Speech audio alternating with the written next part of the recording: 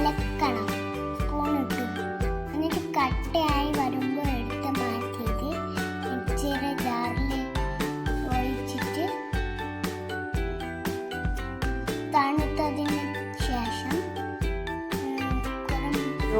എല്ലാം ഇട്ട് അടിച്ചെടുക്കണം.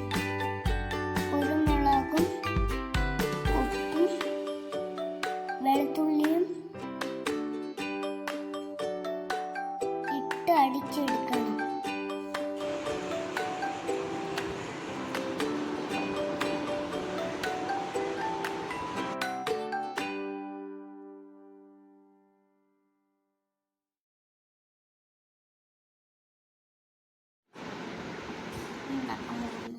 ഇനി നമ്മൾ തക്കാളി സോസാണ് ഉണ്ടാക്കാൻ പോകുന്നത്. അരിഞ്ഞ് തക്കാളി അരിഞ്ഞ് ക്യാരറ്റ് അരിഞ്ഞ് വെളുത്തുള്ളി ഇഞ്ചിയൊക്കെ എടുത്ത് പാത്രത്തിൽ എണ്ണ ഒഴിച്ച് എണ്ണ കുറച്ച് ഒഴിക്കുക. എന്നിട്ട് എടുത്തിട്ടുക തക്കാളി പാത്രത്തിലേക്ക്. എന്നിട്ട് ഉപ്പ് ചേർക്കുക, ഒരു നുള്ളു ഉപ്പ് ചേർക്കുക. എന്നിട്ട് ഒരു നുള്ളു പഞ്ചസാര ചേർക്കുക. നന്നായി ഇളക്കുക, വഴറ്റിയെടുക്കുക. തണുത്തതിന് ശേഷം മിക്സിയുടെ ജാറിൽ വച്ച് അടിച്ചു കൊടുക്കുക. എന്നിട്ട് ഇതുപോലെ പേസ്റ്റാക്കി വഴറ്റിയെടുക്കുക.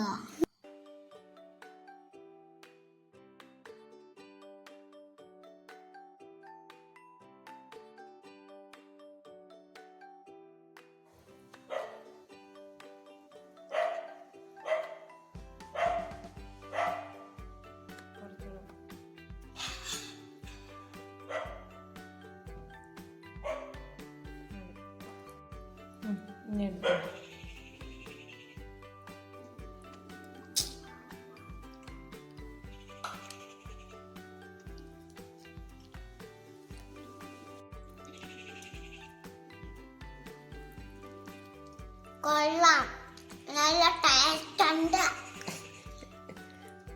ഹായ് ഗൈസ്, എൻ്റെ വീഡിയോ ഇഷ്ടപ്പെട്ടെങ്കിൽ ലൈക്ക്, കമൻറ്റ്, സബ്സ്ക്രൈബ്.